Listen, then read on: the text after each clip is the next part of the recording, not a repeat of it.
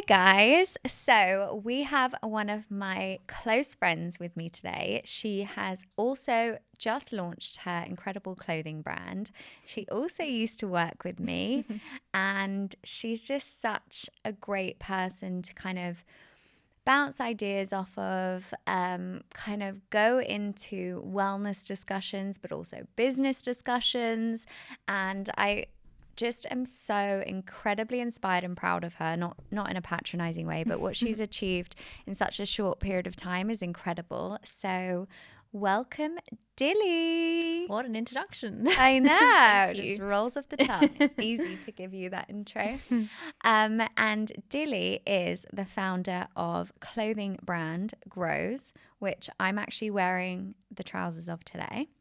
They are I live in these. I think Casper's like, Bryony, do you have any other clothes? Or It's so good on you. I'm so happy. They're so good. And your vest that you're wearing today is a little Groes number. It is a new one. So firstly, congratulations on everything. How are you feeling? Good. I mean, every day is different. And there's some good. I mean, last week was actually more of a challenging week. But it's been all in all really, really good. So I'm feeling, good. This is what I'm so excited about, because I was just saying before that I've done so many podcasts with people, not so many, but I've done a few podcasts with people that have become huge successes and are years into their journey, and it's amazing and they've given such great tips, but I've never had someone on that's in the thick of their kind of launch journey. Oh, yeah. And in the thick of the startup. Definitely in the thick of it. But also has kind of achieved such great success in that time as well. So, and I also love that you're such an open book. So I really want to get into it today. So let's start by explaining what Groes is. So, Groes is a women's wear brand, and it's really trying to bridge the gap between sort of high street and luxury fashion, which is only really getting bigger. So it's a capsule collection of 7 pieces now. We have 7 in our collection that are meant to be worn for all occasions, from like weekends to work to nights out to whatever. And it's meant to be just like a truly versatile sort of wardrobe capsule staples that are like attainable. I mean, they're still expensive. I'm not saying they're cheap or anything, but they're at a more of an attainable price point. Yeah. And also what I love is that they're so interchangeable. And what you do so well on your website is you do, and kind of your USP, or one of your USPs is that you do styling. Exactly, yeah. So I've actually used your... Have you? Yeah, definitely. Oh, the God, ideas that you put together and the looks that you put together for different moments with it, one piece is so clever. I think it's amazing. And you just have to scroll down on the product. Exactly, yeah. It's sort of each piece. It was a lot of legwork at the beginning, but it was something that I truly believed in. Honestly, it was actually probably... the idea came from the whole styling concept. That was years and years ago, but I sort of was like, not sure how that would even be a thing and how to even execute it, but I sort of sat on it for years and years. But yeah, each piece you can see on the product page, a work look, an evening look, and a weekend look. And then within those, you can see the products we've used to style it with, because I truly believe that not one brand can create the perfect everything. And I'm not claiming that we're going to create the perfect pair of jeans, perfect t-shirt for everyone, for every price point. So we sort of give you the tools to style the pieces yourself. And also if you already have those pieces in a wardrobe, you're like, okay, yeah, I can justify that. I have something similar. £300 blazer because I can wear it to work like this, and I can wear it on a night out like this. And I hadn't thought about wearing it like that. So it's sort of like bringing a sense of discovery back to e-commerce as well. I love it. And I love your TikTok, content that you share of how you've worn different things and how you piece different things together. And my favorite coat of all time is your coat. It's incredible. And I've worn it as a dress. I've worn it for an evening. I've worn it day to day, open, more casual with trainers. It's such a staple piece. And actually, before you told me about the coat, I had seen this YSL coat. I remember you saying. And I was like, oh God, it's calling my name, but it's so expensive. And you were like, well, I have this coat. And I was thinking, okay, amazing. And then when I saw it, I honestly cannot tell you how good the quality is, and it's basic. Like, there's no need for me to buy that YSL coat. I'm just so happy. Well, with what that was one of the hardest things, was finding the right fabrics. And when you're not producing thousands and thousands and thousands of units of stuff, it's really hard to find fabric that is stock fabric that is really good quality. So that was like one of the biggest bugbears, and it still is one of the biggest bugbears of the business, is just finding fabrics for the right price that will still mean the quality is good, but also it's an attainable price point. So I'm glad you like it, because it was a lot of blood, sweat and tears into that coat. Also, well, it's paid off, but also the detail that you've put into the coat is so unique that people can see it's a Groes coat. So it's the versatility with the folding and exactly, and it just looks so chic. And I've worn mine with a belt over the top. It just, I feel very put together when I wear it. So can you take me back to your kind of journey into creating this brand? How has your experience brought you to today? Okay, and your last bit of experience was at Pilates by Bryony. It was indeed. And honestly, working with you was what made me feel like, okay, I could do this, seeing everything that you've built and achieved, but I'll get to that. Well, all of us. But I started my sort of career in online fashion. I worked at Selfridges in their online team doing product lifecycle, which is basically just managing brands online, how they look, how they sell. And then from there, I moved on to a brand called Alex Eagle, and I was there for 4 years. And Alex Eagle is now a really good friend of mine, and she was a great mentor as well. And from there, I really learned like the 360 of running a fashion brand and what it took, and sort of step by step. And I was really lucky to work really closely with Alex and see the whole process, her creative process, what works, what doesn't work. And I was there for 4 years, and then met you.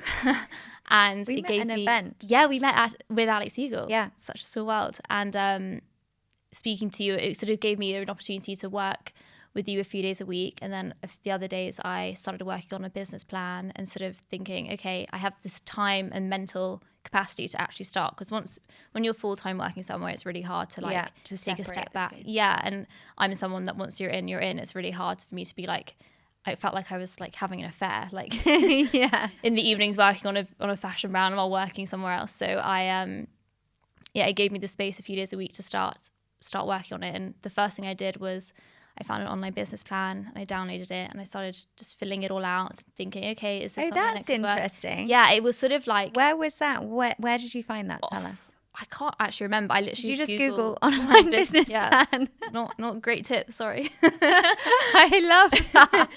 But it was actually a really good price. I mean, obviously it's been massively finessed since then, but it was more just like I think once you start just like putting your ideas down and like writing out, being like, okay, actually there is ground in this, and like there is something that there is an idea that could work, and it has prompts that make you think about things like, what is your USP? Like, what are your, like a SWOT analysis? What are the strengths and weaknesses? What are the opportunities? The classics. But like actually start and like putting it down pen to paper. I started thinking, okay, actually, I think this could really be a thing.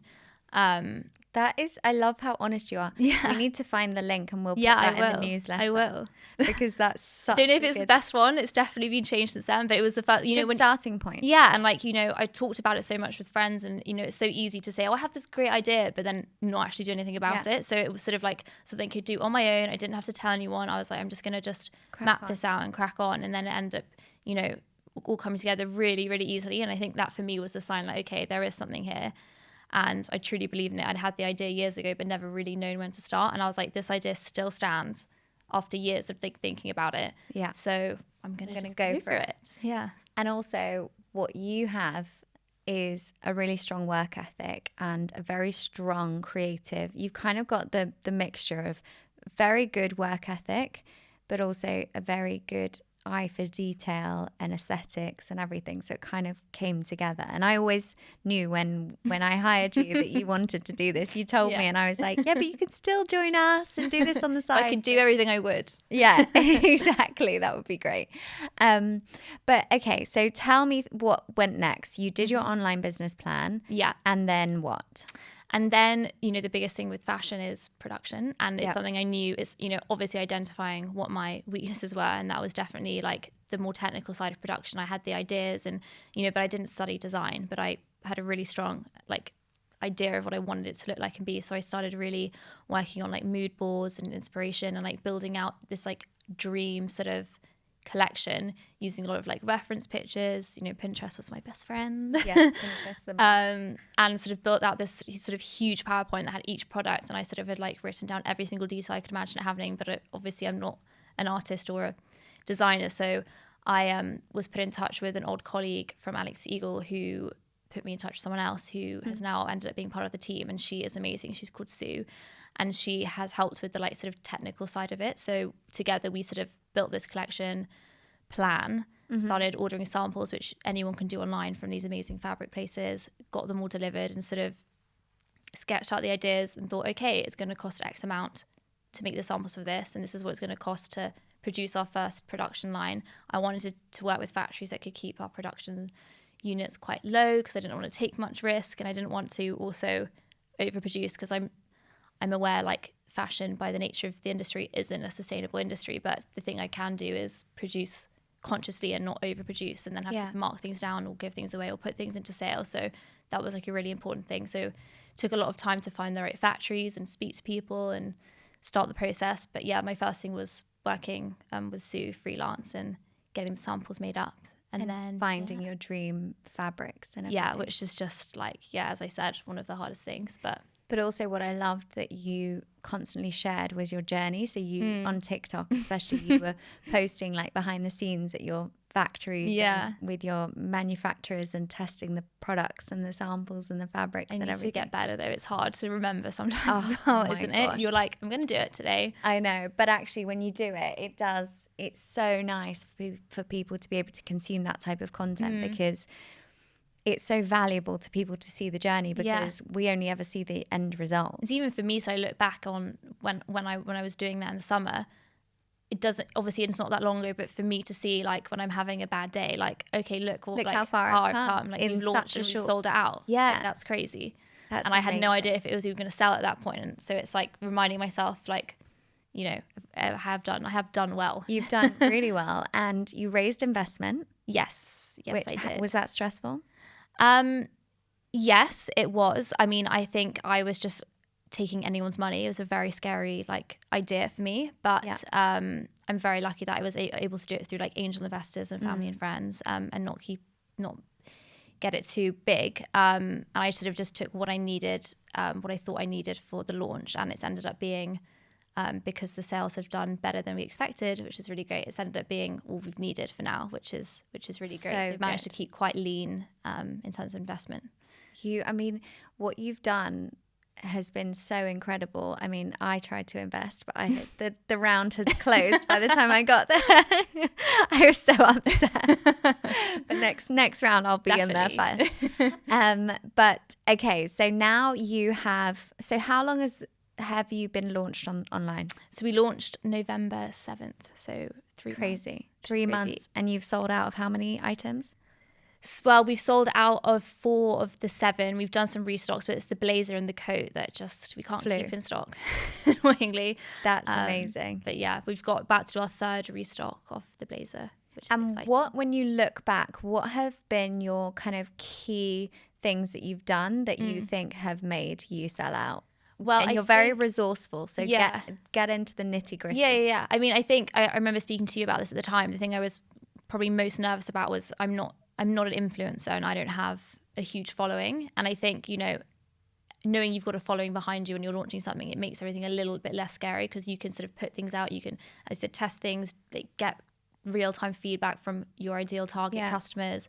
But I couldn't do that. And that I found quite nerve-wracking. But what I have learned is if you put the time and effort into creating genuinely really good products that you believe in, and also you create great content around it, so like the shoots and the campaigns, which is something I learned to do in my old job and something I'm really like passionate about, it will sell, and you just got to believe in it. So it was really, you know, I invested probably more than I should have in the campaigns and the e-com and that side of the business, but it was something because I knew the price point wasn't cheap, that it has to You really did like a storytelling campaign, I think, and showing the different you really ways. want to capture like what the brand means and like the sort of London zeitgeist, which is what we were all about. But it was sort of like what I've learned is, especially with press as well, because I've had a lot of organic press, which has been really great. But it's because I think that the content has been great and people have wanted to post about it and post about the products. So yeah, I think that's one of the biggest things I've learned.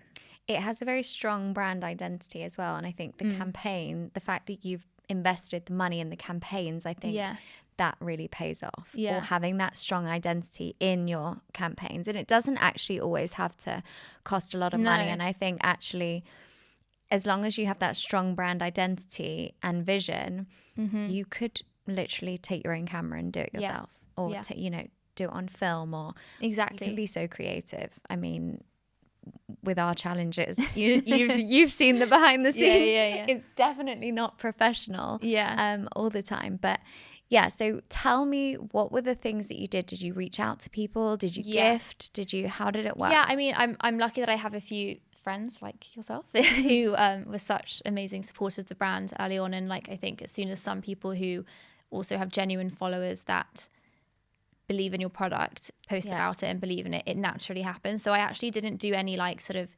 gifting the sense of people I didn't know, or I still haven't really just gifted for the sake of gifting, but it's been people that I think would be a great like representative for the brand, but also who I think would also genuinely also want the stuff. Like I always say like, oh, like, would you like something? Like, are you interested? Like if they follow the brand or someone, then maybe I'll reach out, but it's never been like, I haven't gone crazy on the gifting. But I just sort of reach out to people or see if someone likes something and if they'd be interested in it. But I never sort of asked for them to post. I always wanted to just be like as organic as possible, I guess. Well, what I thought you did, which was really clever with me, was that, and a few other people, was that you really kindly gifted me a coat, but you also said, can I just borrow you for an hour for a quick photo shoot?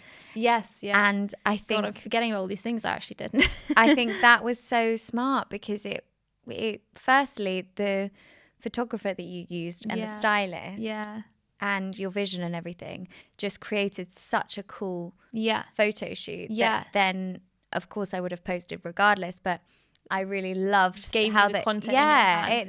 You kind of delivering it too. So that was like the second sort of part of our launch campaign, was I really wanted to shoot like real people in the staff and friends and genuine friends of mine who were excited about the brand, had been on the sort of journey with me and like knew all the work that had gone into it, and also would just be great ambassadors for it. So it was it was my friend Honey, who works at Vogue and is a really, really good friend, and she's just a really good ambassador for the brand, and shot her, and then our stylist Flossie, who we'd worked with a lot. So it was like, friends and people who were also just part of the business as well. And we sort of showed up with the photographer and stylist, and we're like, we want you to style it how you would wear it. And we sort of played around with the styling bit and just shot it like outside your flat. I know. Perfect. And it looked like a full-on fashion campaign. Oh my God, that day was so crazy, because luckily I'd had my makeup done by Fran, which never ever happens. It all worked out. It worked so well, because I was like, well, actually, I've got this makeup, like jump on the back of this. I was like in a cab with the coat, like I'm coming. It was so good, because I had Abby Clancy's podcast, I had a quick photo shoot with you, and then that evening I wore my new coat that you gave me, and then I got engaged. So it was a good day. Oh my God, it was that night. Yes. Oh, because I remember you texted me a few days later being like, by the way, I know. Maybe it was the good coat vibes. Yeah, it's a good luck charm. Yeah. It'll always work. Can you tell me about, you said yes, last week was a challenging week. Yeah. Can you tell me about the kind of the challenges that you found, or any like key lessons that you've learned so far? Yeah, it was the first week where, and I know I'm very lucky saying this, where you just sort of, things aren't as busy. I feel like, quite often as a founder, especially in the early stages, you're on a treadmill and you're just trying to kind of keep your head above water, which is like, I kind of love the chaos of it. But last week was a bit more quiet, and really exciting. We made our first hire in January, which is really exciting. But a big moment. Yeah, it's been a really like great time because of that. But also last week just felt like things were a little bit more quiet. It was, for no other reason. It was Valentine's Day. People probably were shopping on different things. I just felt a bit like, stressed for other reasons that probably weren't even to do with the business. But I think what I'm learning as a founder is the ebbs and flows. Yeah, the ebbs and flows. Like, I had a call with my financial advisor who helps with the business. We speak on a Sunday. Oh my God. Yeah, which is always stress inducing. A bit stressful, but it's actually a really nice way because it really sets me up like well for the next week. But I spoke to him on Sunday and he was like, it's still been a really great week. Like if you think like he like actually sat me down, he was like, I've looked at everything. We're doing actually we're above our targets. We're like ahead of our forecasting. And I was like, okay, why was I literally spinning in circles for this whole week? Good. Which is nice to hear. But what I kind of looking at it as a bigger picture. Yeah, and he was like, you should don't look at 1 week, like one bad week. It's going to happen. It happens with every single business, no matter how successful. Yeah. But it's what I'm zooming out sometimes. Yeah, and it's sort of also I think learning to separate your self-worth from your company's self-worth. So like if the company is having a bit of a stressful week or maybe the sales haven't been as good as you wanted, not letting it be like, well, I'm a failure. Yes. Like, everything is terrible. And like actually still being able to be like, okay, I'm going to go and see my girlfriends and like have a nice evening or which I kind of wanted to hide last week, which was ridiculous because it was a few days of just feeling stressed. And I was like, the first time I'd be like, okay, I need to learn that actually I can't just let one bad thing like ruin my whole week or like mean that I want to hide and not talk to my friends about it or, But I also think sharing is so good in those moments because often like you'll be building this thing up inside of you thinking, oh my God, like this thing happened to me and I'm just such a failure and I can't believe like it just didn't work out and being so hard on yourself. You share it with one of your friends and more often than not they'll be like, well, actually on Black Friday or this happened or last week actually my sales were the worst they've ever been. But it's you opening up, and right? And you're like, oh my God, what? Yeah. I thought, I've got friends with huge businesses and like so lucky that they really share and they're so open and honest with me. And sometimes I'm like, oh my God, like in my mind, you're just smashing every minute of every day. And everyone has those days. And I think it's so good to have those kind of moments where you just, like me and you often go on a walk and just chat about things and it just makes you feel so much like more normal. Yeah, I actually went to which was good timing. I went to like a women's founders like breakfast thing on Friday and a girl was giving a talk who owns this cosmetics brand called Pearl.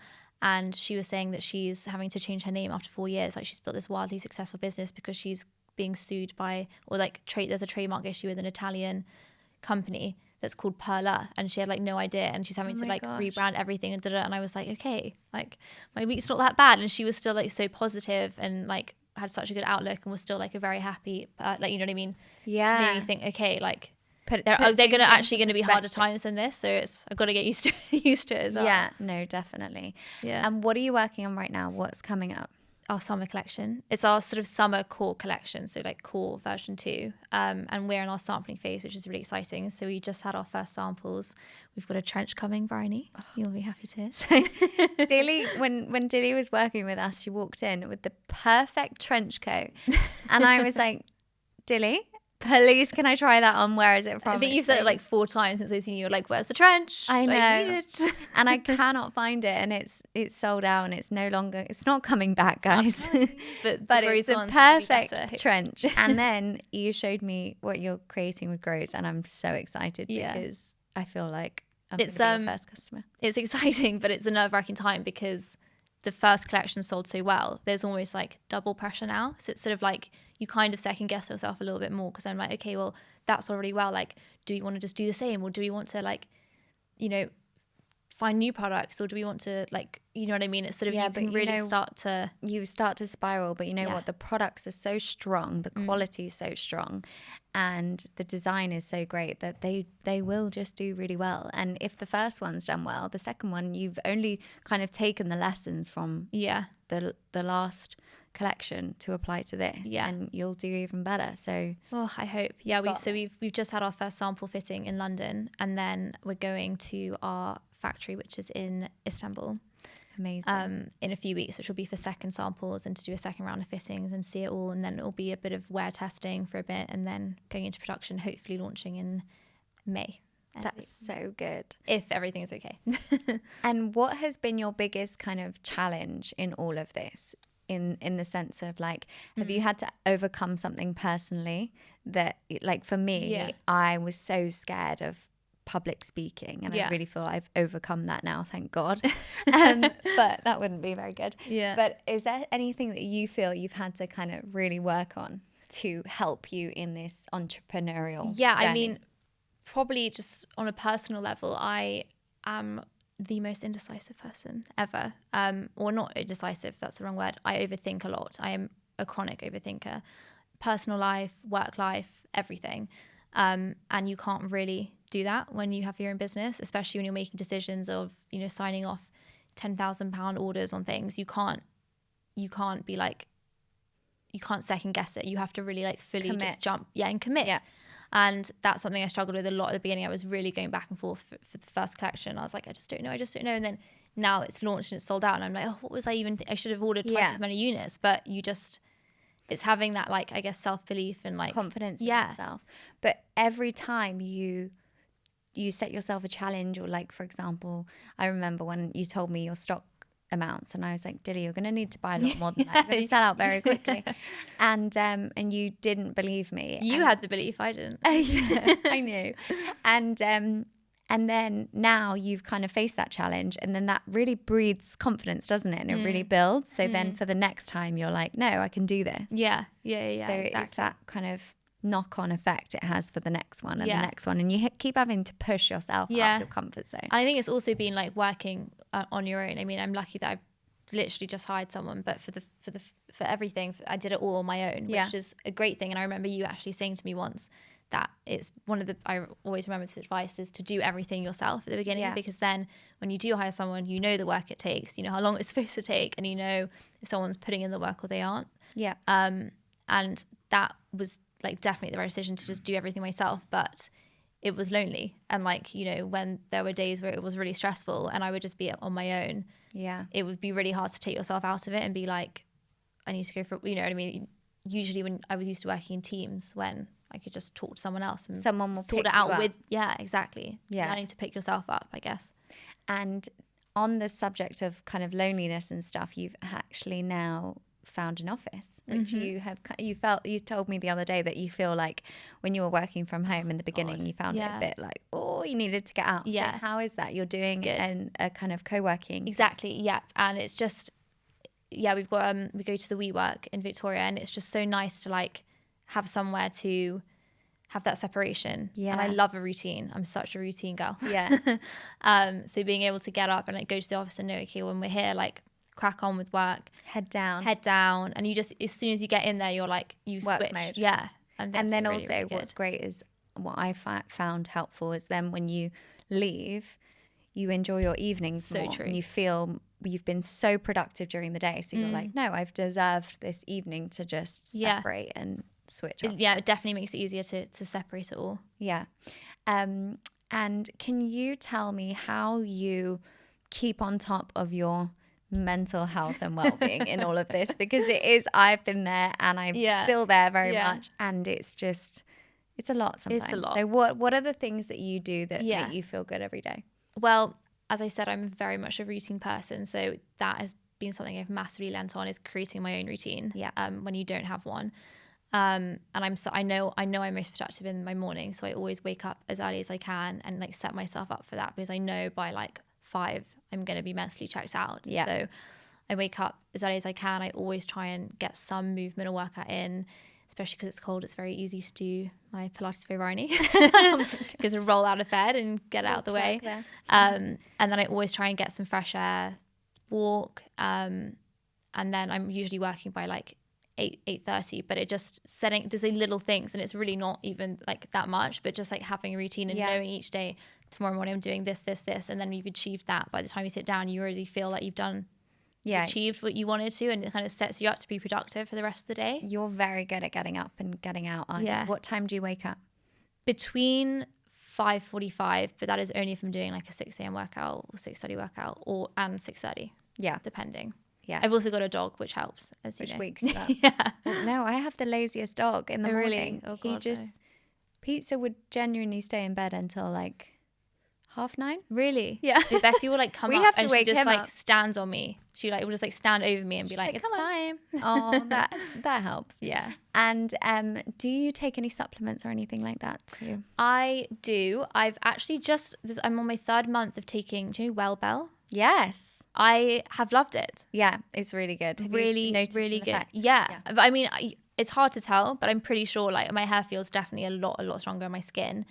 And then I was actually telling Sarah I take wellness formula whenever I'm feeling a little bit run down. Oh, yes. The best. You know, the Yeah. one you can get it in Whole Foods, I think. Sarah needs that. I was literally just saying, do I some? And then berberine I've been Ooh. actually taking. Why did you take it? Because I have such a sweet tooth.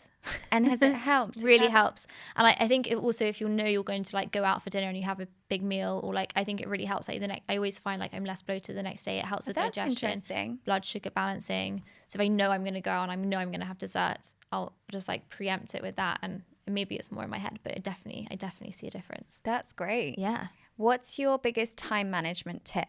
Because I feel like you're very on it with your time management. Do you have any tools or any like apps that you use? I don't use apps, but I use my notes. That's Yeah. an app. What I will always do the night before, like I have a busy day, or like I know I'm going to be sort of back to back and things, I will write out hour by hour what I'm meant to be doing, where I'm meant to be. Yes. So like, I think for me also it means like I actually sleep better because I'm like, I know exactly, even like I will add in time it'll take to get, I'll look up how long it's going to take me to get from here to here. Like today, Yes. I had a busy morning. I like knew, I was like, okay, it's going to take me 45 minutes to get here. So I'm going to plan that all into everything when I'm going to have my lunch. And like, it just makes me a lot more efficient knowing that day I don't have to like Everything's faff accounted and for. think about it. I know it's all ready and I know what I need to be doing. So I think definitely just like, if you know you've got a busy day. Do you write that down or do you have it in a... I have it all in a notes app, or I write it in a planner if I have time. Have But we sent usually you the journal yet? I bought it, Bryony. I love it. Oh my God, well, I'm resending you one. No. It's the best. I use that. But if I'm like, usually it will be like at 10 when I'm like stressed about the next day and I'm like, I'm feeling overwhelmed, which quite often happens. I'll get my notes out and I'm like, okay, Dilly, there's not actually that much to do tomorrow. Plan it all out. Yeah. And it's really sometimes helpful. It clears your mind. it So that I does. don't need to think about it. Because you can feel so overwhelmed, but actually when you break it down, Exactly. take it in bite-sized chunks, not look at the whole thing altogether. It's too much. Yeah. We've started using Monday.com recently and we love it. What is it? It's really good. It's kind of Like a planner. it's a management. Yeah. Is it like Notion? Yes. I use Notion. I do use Notion to like for like work stuff. Yeah. So we love, because the team has grown quite a lot recently. So exciting. We have started using Monday.com to kind of piece everything together. And one thing we're working on, which I'm telling all my friends about, which I want to tell you and all you guys listening, is that one thing that we have kind of actioned in the business at the moment, or now for this foreseeable future, is given ourselves a kind of company theme for the month. So obviously everyone has their different roles. Yeah. But our overarching theme is X for that month. I love So that. everything kind of goes back to that, and that's our focus each week, is always that. So on a Monday morning we have a meeting. Yeah. We go through our must-have wins for the week, and then on a Wednesday we have Like a check-in. we're in person together, and then on a Friday we have a check-in on what we've completed and what's kind of I love that. sending Also, over to it's the like next so Monday. much better than doing it every single day, because like people actually have time to like to crack on, and it's just like a quick efficient meeting on a Monday. It's really good to idea. like kind of be like, okay, this is my focus, what's your focus? Everyone feeling good, like how can we support and each doing other? it weekly. I'm working that out at the moment. With It's my really new good hire. to kind of trial different things. because it's easy to do like even day by day or hour by hour, especially when you work just with one other person. But it's actually, you're right, it's not probably the most efficient thing to do. Exactly. And our theme for each, like at the moment, for example, it's onboarding. That's the theme. Yeah. So everything, by the end of the month, we would have really gone in deep on onboarding and feel so confident the onboarding journey is as effective and valuable as possible, for example. Yeah. And then that means that anything that's not in that, that isn't a priority that can go to next exactly, month. and then that next month we'll have it's really clever. It's quite a good way to because it's good to have a timeline that's not like a week, but it's also like it's realistic. Yeah, exactly. And I think it just helps kind of focus in. And also when you're doing everything, you're not really doing anything well. You know what I mean? And I'm that type of person that just has a million ideas, and then we do all these different things, but then it's like, what has actually been done 100%? You know, so yeah, it's great to have the ideas. We have no time to actually action them. yeah, so great. I feel like that, and actually I'm not taking the credit. We've just hired an amazing COO called Per, and he's just incredible, and he kind of put this idea together. God, I need all the tips. Thank you. Yeah, he's amazing. So that's a good one. So before you go, because they've already kept you for too long, can we do a quick fire round? Okay, God, I'm nervous.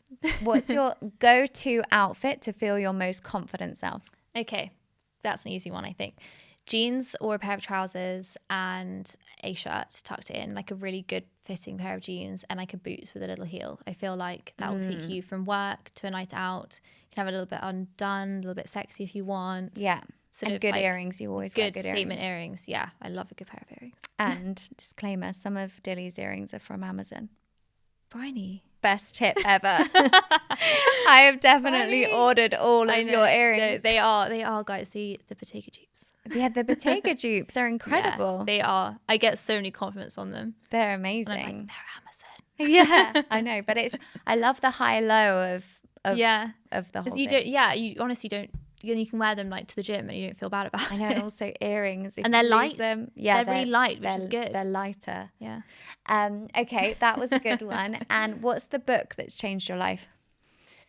I would say for book, I am more of a fiction gal. Just because I read before I go to bed, and I think if I read anything that's remotely like going to get my brain working and then can't sleep, and I'm like, I've got a million ideas. So a fiction book that I've loved would be A Little Life. Ooh, it's by Hanya. I'm not going to pronounce her surname because I'm probably going to get it wrong, but it genuinely is one of the most. She's an editor of the New York Times, and it's the only book that's ever made me cry. It was like amazing. Oh, okay. And they just recently did a play, like they made it into a play at the West End last year. But I would say that book. Okay, that's a good one. And also just the tip of reading fiction at night. I'm the same. Yeah. I can't read anything about self-development or anything like that at nighttime because it just sends me into this. And then I podcast is where I get all my. Oh, tell me your favorite podcast. I really like. I'm going to say this one just because I don't know if that many people listen to it. Is How I Built This. Yeah, it's so good. Everyone's listened to it, obviously. No, a lot of people haven't heard of that one. It's amazing. So good. Have you listened to the one by the Deery?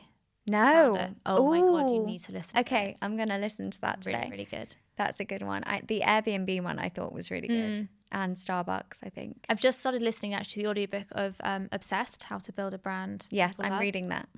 And they're talking about the Airbnb at the moment. Yeah, like the whole story. It's a really good book. So I do listen to audiobooks, when I'm like walking. Yeah, bit of habit stacking. I love that. And what's your favorite wellness tip? Favorite, I think exercise every day, movement of some kind every single day. It genuinely has changed my life. Yeah. I used to sort of dread it even back at uni. I was like, just would do it to tick a box, but now it's like something I really, and finding exercise you enjoy. Yes. For me, it's like I want to do it. I'm not dragging myself to do anything. It's always like something I look forward to. Yeah, I love that. And finally, where can everyone find you and your incredible brand? So the brand is called Groes. It can be found at groes.com or groes.ldn, and you can find me Dilly Groes on Instagram. And TikTok. And TikTok, yeah. Thank you so much, Dilly. I love it. Thank you. Thank you.